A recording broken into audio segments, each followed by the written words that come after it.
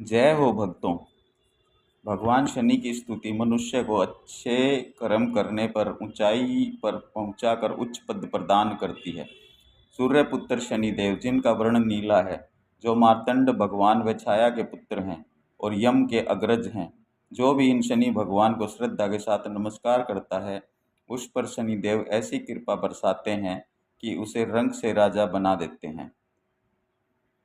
ओम नीलाञ्जनसमाभासं रविपुत्रं यमाग्रजं छायामार्तण्डसम्भूतं तं नमामि शनैश्चरम्। नीलाञ्जनसमाभासं रविपुत्रं यमाग्रजं छायामार्तण्डसम्भूतं तं नमामि शनैश्चरम्। नीलाञ्जनसमाभासं रविपुत्रं यमाग्रजं छायामार्तण्डसम्भूतं तं नमामि शनैश्चरम्। नीलाञ्जनसमाभासं रविपुत्रं यमाग्रजं छायामार्तण्डसम्भूतं तं नमामि शनैश्चरम्। नीलाञ्जनसमाभासं रविपुत्रं यमाग्रजं छायामार्तण्डसम्भूतं तं नमामि शनैश्चरम्। नीलाञ्जनसमाभासं रविपुत्रं यमाग्रजं छायामार्तण्डसम्भूतं तं नमामि शनैश्चरम्। नीलाञ्जनसमाभासं रविपुत्रं यमाग्रजं छायामार्तण्डसम्भूतं तं नमामि शनैश्चरम्। नीलाञ्जनसमाभासं रविपुत्रं यमाग्रजं छायामार्तण्डसम्भूतं तं नमामि शनैश्चरम्। नीलाञ्जनसमाभासं रविपुत्रं यमाग्रजं छायामार्तण्डसम्भूतं तं नमामि शनैश्चरम्। नीलाञ्जनसमाभासं रविपुत्रं यमाग्रजं छायामार्तण्डसम्भूतं तं नमामि शनैश्चरम्। नीलाञ्जनसमाभासं रविपुत्रं यमाग्रजं छायामार्तण्डसम्भूतं तं नमामि शनैश्चरम्। नीलाञ्जनसमाभासं रविपुत्रं यमाग्रजं छायामार्तण्डसम्भूतं तं नमामि शनैश्चरम्। नीलाञ्जनसमाभासं रविपुत्रं यमाग्रजं छायामार्तण्डसम्भूतं तं नमामि शनैश्चरम्। नीलाञ्जनसमाभासं रविपुत्रं यमाग्रजं छायामार्तण्डसम्भूतं तं नमामि शनैश्चरम्। नीलाञ्जनसमाभासं रविपुत्रं यमाग्रजं छायामार्तण्डसम्भूतं तं नमामि शनैश्चरम्। नीलाञ्जनसमाभासं रविपुत्रं यमाग्रजं छायामार्तण्डसम्भूतं तं नमामि शनैश्चरम्। नीलाञ्जनसमाभासं रविपुत्रं यमाग्रजं छायामार्तण्डसम्भूतं तं नमामि शनैश्चरम्। नीलाञ्जनसमाभासं रविपुत्रं यमाग्रजं छायामार्तण्डसम्भूतं तं नमामि शनैश्चरम्। नीलाञ्जनसमाभासं रविपुत्रं यमाग्रजं छायामार्तण्डसम्भूतं तं नमामि शनैश्चरम्। नीलाञ्जनसमाभासं रविपुत्रं यमाग्रजं छायामार्तण्डसम्भूतं तं नमामि शनैश्चरम्।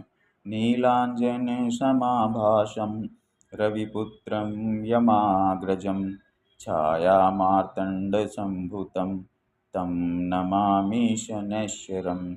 नीलाञ्जनसमाभासं रविपुत्रं यमाग्रजं छायामार्तण्डसम्भूतं तं नमामि शनैश्चरम् नीलाञ्जनसमाभासं रविपुत्रं यमाग्रजं छायामार्तण्डसम्भूतं तं नमामि शनैश्चरम् नीलाञ्जनसमाभासं रविपुत्रं यमाग्रजं छायामार्तण्डसम्भूतं तं नमामि शनैश्चरम् नीलाञ्जनसमाभासं रविपुत्रं यमाग्रजं छायामार्तण्डसम्भूतं तं नमामि शनैश्चरम् नीलाञ्जनसमाभासं रविपुत्रं यमाग्रजं छायामार्तण्डसम्भूतं तं नमामि शनैश्चरम् नीलाञ्जनसमाभासं रविपुत्रं यमाग्रजं छायामार्तण्डसम्भूतं तं नमामि शनैश्चरम् नीलाञ्जनसमाभासं रविपुत्रं यमाग्रजं छायामार्तण्डसम्भूतं तं नमामि शनैश्चरम् नीलाञ्जनसमाभासं रविपुत्रं यमाग्रजं छायामार्तण्डसम्भूतं तं नमामि शनैश्चरम् नीलाञ्जनसमाभासं रविपुत्रं यमाग्रजं छायामार्तण्डसम्भूतं तं नमामि शनैश्चरम् नीलाञ्जनसमाभासं रविपुत्रं यमाग्रजं छायामार्तण्डसम्भूतं तं नमामि शनैश्चरम् नीलाञ्जनसमाभासं रविपुत्रं यमाग्रजं छायामार्तण्डसम्भूतं तं नमामि शनैश्चरम् नीलाञ्जनसमाभासं रविपुत्रं यमाग्रजं छायामार्तण्डसम्भूतं तं नमामि शनैश्चरम् नीलाञ्जनसमाभासं रविपुत्रं यमाग्रजं छायामार्तण्डसम्भूतं तं नमामि शनैश्चरम् नीलाञ्जनसमाभासं रविपुत्रं यमाग्रजं छायामार्तण्डसम्भूतं तं नमामि शनैश्चरम् नीलाञ्जनसमाभासं रविपुत्रं यमाग्रजं छायामार्तण्डसम्भूतं तं नमामि शनैश्चरम् नीलाञ्जनसमाभासं रविपुत्रं यमाग्रजं छायामार्तण्डसम्भूतं तं नमामि शनैश्चरम् नीलाञ्जनसमाभासं रविपुत्रं यमाग्रजं छायामार्तण्डसम्भूतं तं नमामि शनैश्चरम् नीलाञ्जनसमाभासं रविपुत्रं यमाग्रजं छायामार्तण्डसम्भूतं तं नमामि शनैश्चरम् नीलाञ्जनसमाभासं रविपुत्रं यमाग्रजं छायामार्तण्डसम्भूतं तं नमामि शनैश्चरम् नीलाञ्जनसमाभासं रविपुत्रं यमाग्रजं छायामार्तण्डसम्भूतं तं नमामि शनैश्चरम् नीलाञ्जनसमाभासं रविपुत्रं यमाग्रजं छायामार्तण्डसम्भूतं तं नमामि शनैश्चरम् नीलाञ्जनसमाभासं रविपुत्रं यमाग्रजं छायामार्तण्डसम्भूतं तं नमामि शनैश्चरम् नीलाञ्जनसमाभासं रविपुत्रं यमाग्रजं छायामार्तण्डसम्भूतं तं नमामि शनैश्चरम् नीलाञ्जनसमाभासं रविपुत्रं यमाग्रजं छायामार्तण्डसम्भुतं तं नमामि शनैश्चरम् नीलाञ्जनसमाभासं रविपुत्रं यमाग्रजं छायामार्तण्डसम्भुतं तं नमामि शनैश्चरम् नीलाञ्जनसमाभासं रविपुत्रं यमाग्रजं छायामार्तण्डसम्भुतं तं नमामि शनैश्चरम् नीलाञ्जनसमाभासं रविपुत्रं यमाग्रजं छायामार्तण्डसम्भुतं तं नमामि शनैश्चरम् नीलाञ्जनसमाभासं रविपुत्रं यमाग्रजं छायामार्तण्डसम्भुतं तं नमामि शनैश्चरम् नीलाञ्जनसमाभासं रविपुत्रं यमाग्रजं छायामार्तण्डसम्भुतं तं नमामि शनैश्चरम् नीलाञ्जनसमाभासं रविपुत्रं यमाग्रजं छायामार्तण्डसम्भुतं तं नमामि शनैश्चरम् नीलाञ्जनसमाभासं रविपुत्रं यमाग्रजं छायामार्तण्डसम्भुतं तं नमामि शनैश्चरम् नीलाञ्जनसमाभासं रविपुत्रं यमाग्रजं छायामार्तण्डसम्भुतं तं नमामि शनैश्चरम् नीलाञ्जनसमाभासं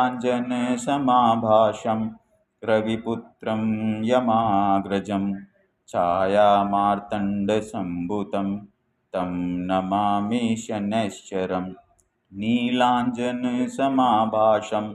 रविपुत्रं यमाग्रजं छायामार्तण्डसम्भुतं तं नमामि शनैश्चरम् नीलाञ्जनसमाभासं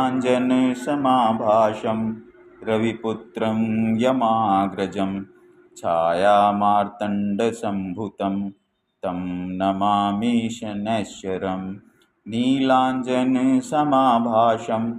रविपुत्रं यमाग्रजं छायामार्तण्डसम्भुतं तं नमामि शनैश्चरम् नीलाञ्जनसमाभासं रविपुत्रं यमाग्रजं छायामार्तण्डसम्भुतं तं नमामि शनैश्चरम् नीलाञ्जनसमाभासं रविपुत्रं यमाग्रजं छायामार्तण्डसम्भुतं तं नमामि शनैश्चरम् नीलाञ्जनसमाभासं रविपुत्रं यमाग्रजं छायामार्तण्डसम्भुतं तं नमामि शनैश्चरम् नीलाञ्जनसमाभासं रविपुत्रं यमाग्रजं छायामार्तण्डसम्भुतं तं नमामि शनैश्चरम् नीलाञ्जनसमाभासं रविपुत्रं यमाग्रजं छायामार्तण्डसम्भुतं तं नमामि शनैश्चरम् नीलाञ्जनसमाभासं रविपुत्रं यमाग्रजं छायामार्तण्डसम्भुतं तं नमामि शनैश्चरम् नीलाञ्जनसमाभासं रविपुत्रं यमाग्रजं छायामार्तण्डसम्भुतं तं नमामि शनैश्चरम् नीलाञ्जनसमाभासं रविपुत्रं यमाग्रजं छायामार्तण्डसम्भुतं तं नमामि शनैश्चरम् नीलाञ्जनसमाभासं रविपुत्रं यमाग्रजं छायामार्तण्डसम्भुतं तं नमामि शनैश्चरम् नीलाञ्जनसमाभासं रविपुत्रं यमाग्रजं छायामार्तण्डसम्भुतं तं नमामि शनैश्चरम् नीलाञ्जनसमाभासं रविपुत्रं यमाग्रजं छायामार्तण्डसम्भुतं तं नमामि शनैश्चरं। नीलाञ्जनसमाभासं रविपुत्रं यमाग्रजं छायामार्तण्डसम्भुतं तं नमामि शनैश्चरम्। नीलाञ्जनसमाभासं रविपुत्रं यमाग्रजं छायामार्तण्डसम्भुतं तं नमामि शनैश्चरम्। नीलाञ्जनसमाभासं रविपुत्रं यमाग्रजं छायामार्तण्डसम्भुतं तं नमामि शनैश्चरम्। नीलाञ्जनसमाभासं रविपुत्रं यमाग्रजं छायामार्तण्डसम्भुतं तं नमामि शनैश्चरम्। नीलाञ्जनसमाभासं रविपुत्रं यमाग्रजं छायामार्तण्डसम्भुतं तं नमामि शनैश्चरम्। नीलाञ्जनसमाभासं रविपुत्रं यमाग्रजं छायामार्तण्डसम्भुतं तं नमामि शनैश्चरम्। नीलाञ्जनसमाभासं रविपुत्रं यमाग्रजं छायामार्तण्डसम्भुतं तं नमामि शनैश्चरम्। नीलाञ्जनसमाभासं रविपुत्रं यमाग्रजं छायामार्तण्डसम्भुतं तं नमामि शनैश्चरम्। नीलाञ्जनसमाभासं रविपुत्रं यमाग्रजं छायामार्तण्डसम्भुतं तं नमामि शनैश्चरम्। नीलाञ्जनसमाभासं रविपुत्रं यमाग्रजं छायामार्तण्डसम्भुतं तं नमामि शनैश्चरम्। नीलाञ्जनसमाभासं रविपुत्रं यमाग्रजं छायामार्तण्डसम्भुतं तं नमामि शनैश्चरम्। नीलाञ्जनसमाभासं रविपुत्रं यमाग्रजं छायामार्तण्डसम्भुतं तं नमामि शनैश्चरम्। नीलाञ्जनसमाभासं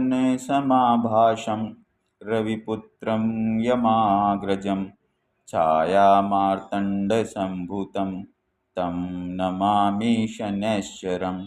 नीलाञ्जनसमाभासं रविपुत्रं यमाग्रजं छायामार्तण्डसम्भुतं तं नमामि शनैश्चरम्। नीलाञ्जनसमाभासं रविपुत्रं यमाग्रजं छायामार्तण्डसम्भुतं तं नमामि शनैश्चरम्। नीलाञ्जनसमाभासं रविपुत्रं यमाग्रजं छायामार्तण्डसम्भुतं तं नमामि शनैश्चरम्। नीलाञ्जनसमाभासं रविपुत्रं यमाग्रजं छायामार्तण्डसम्भुतं तं नमामि शनैश्चरम्। नीलाञ्जनसमाभासं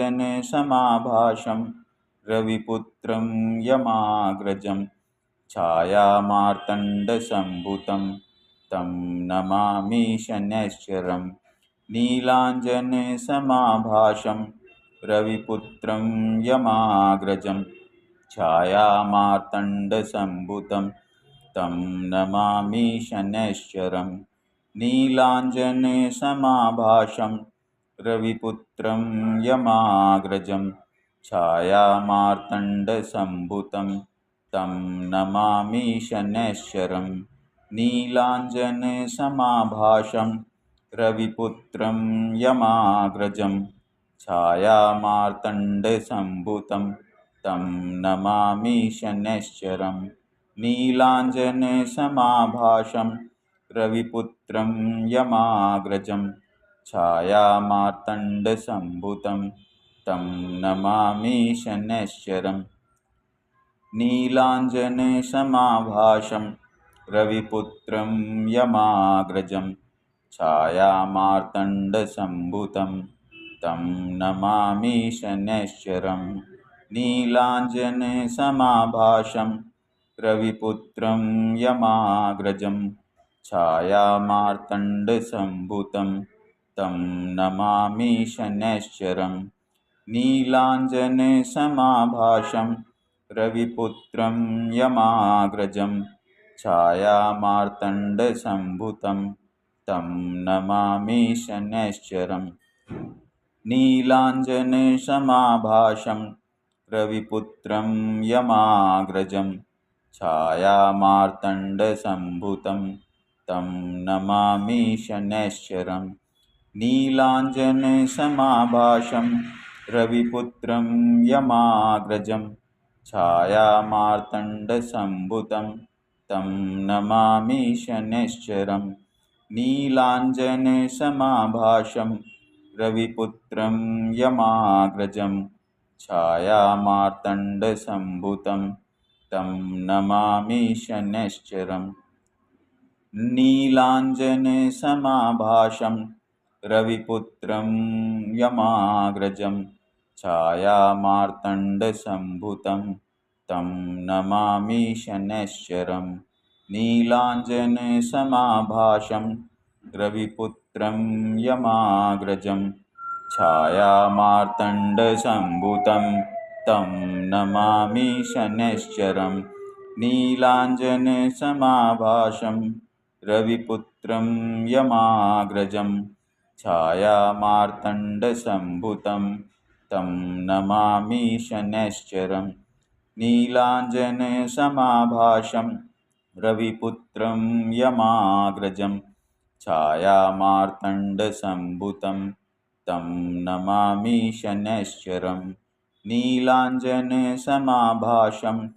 रविपुत्रं यमाग्रजं छायामार्तण्डसम्भुतं तं नमामि शनैश्चरं नीलाञ्जनसमाभासं रविपुत्रं यमाग्रजं छायामार्तण्डसम्भुतं तं नमामि शनैश्चरं नीलाञ्जनसमाभासं रविपुत्रं यमाग्रजं छायामार्तण्डसम्भुतं तं नमामि शनैश्चरं नीलाञ्जनसमाभासं रविपुत्रं यमाग्रजं छायामार्तण्डसम्भुतं तं नमामि शनैश्चरं नीलाञ्जनसमाभासं रविपुत्रं यमाग्रजं छायामार्तण्डसम्भुतं तं नमामि शनैश्चरं नीलाञ्जनसमाभासं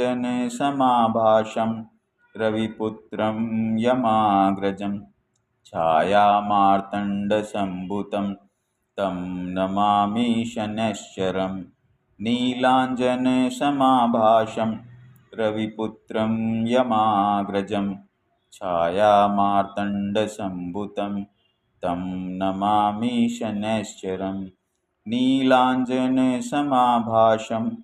रविपुत्रं यमाग्रजं छायामार्तण्डसम्भुतं तं नमामि शनैश्चरं नीलाञ्जनसमाभासं रविपुत्रं यमाग्रजं छायामार्तण्डसम्भुतं तं नमामि शनैश्चरं नीलाञ्जनसमाभासं रविपुत्रं यमाग्रजं छायामार्तण्डसम्भुतं तं नमामि शनैश्चरं नीलाञ्जनसमाभासं रविपुत्रं यमाग्रजं छायामार्तण्डसम्भुतं तं नमामि शनैश्चरं। जय शनिदेव, जय शनिदेव, जय शनिदेव। भक्तों का बेड़ा पार करो, भक्तों का बेड़ा पार करो, भक्तों का बेड़ा पार करो। विनती सुनो नमन स्वीकार करो, विनती सुनो नमन स्वीकार करो, विनती सुनो नमन स्वीकार करो। जय जयकार, जय जयकार, जय जयकार।